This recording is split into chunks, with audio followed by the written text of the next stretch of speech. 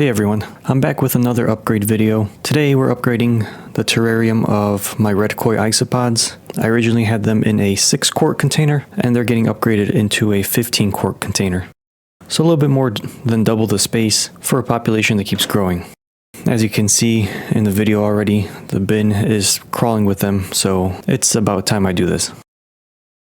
For this setup, I have collected bark from outdoors, I have soil from a previous build, I will also mix more soil, and I might use some of this river rock down here. I am also changing from a lava rock base to a more gravel base. I'll explain later in the video why, but for now, just know we'll be using a gravel base instead of lava rock. I want somewhere where moisture could go and disperse in case I accidentally flood the enclosure.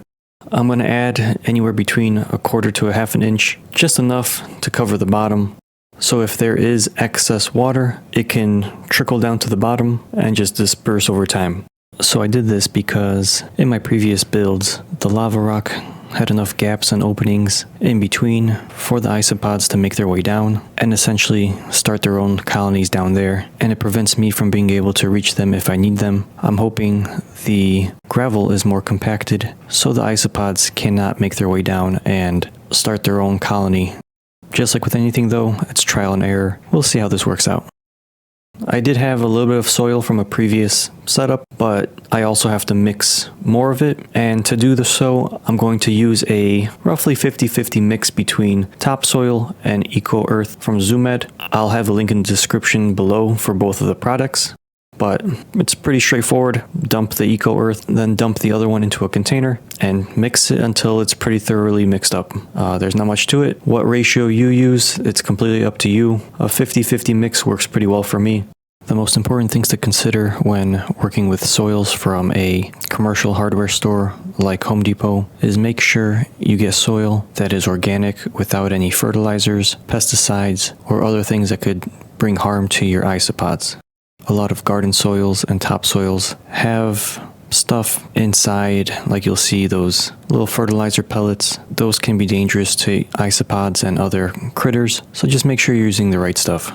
This Scott's topsoil has worked for me in the past with Wallstead aquariums, and I have used them for isopods previously, and it works great. So I do recommend this specific Scott's topsoil.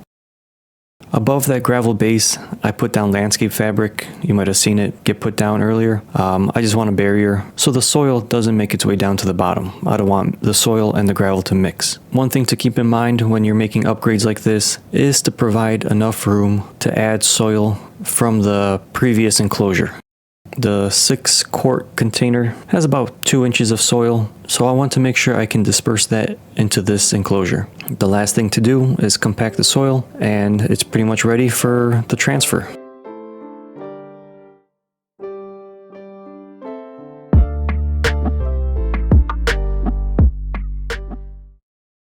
When transferring isopods, I try to be as careful as possible. Every individual counts, they're important to me, so I start with the hardscape first, the logs, the moss, anything I can get my hands on before disturbing the soil. Usually they're hiding underneath logs and stuff. These, for whatever reason, are hanging out in the moss, but you could see them transfer pretty easily. Once I run out of the hardscape, it's time to get into it and start scooping out some of the soil. Try to be as careful as possible to minimize any casualties while making this transfer. You'll see later in the video how many individuals made it to the bottom of the enclosure where the lava rock is, and you'll understand why I'm making the switch to gravel to hopefully mitigate that issue. All in all, I expect the soil depth to be roughly 3 to 4 inches. That'll give the isopods plenty of room to tunnel and burrow and do what they need to do. And I'm hoping that overall they'll be happier in this larger space. I know it looks like a mess now. My goal right now is to just get them transferred over, and I'll worry about the rest later. I want to stress them and disturb them as little as possible. So once they're in and established in here, and that's when I'll do a little bit of decorating and tinkering, but first I want to get them in here as quickly and as safely as possible.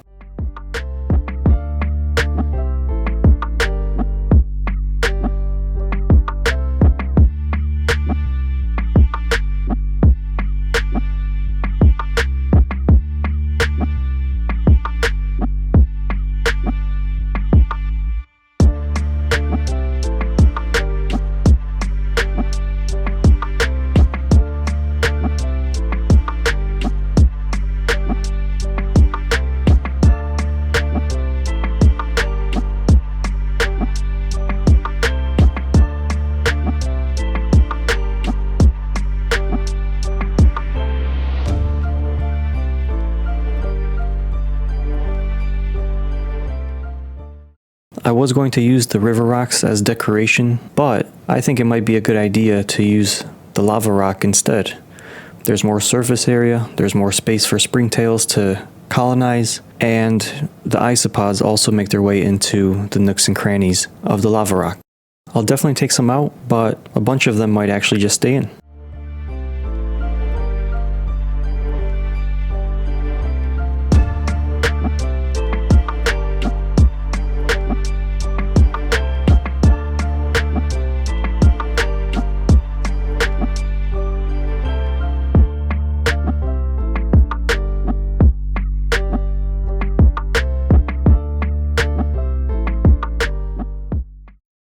Jumping forward, once everything is kind of settled in, I'm going to give the moss a good misting just because I want the humidity levels to stay high in this enclosure. But other than that, there's not much else to it. Moss is put down, moss is misted, the rock more or less is in place. I might move it around. I put down a bunch of leaf litter and also the bark, and I'm just going to monitor and see how these guys do. Besides that, that's all I have for this quick upgrade.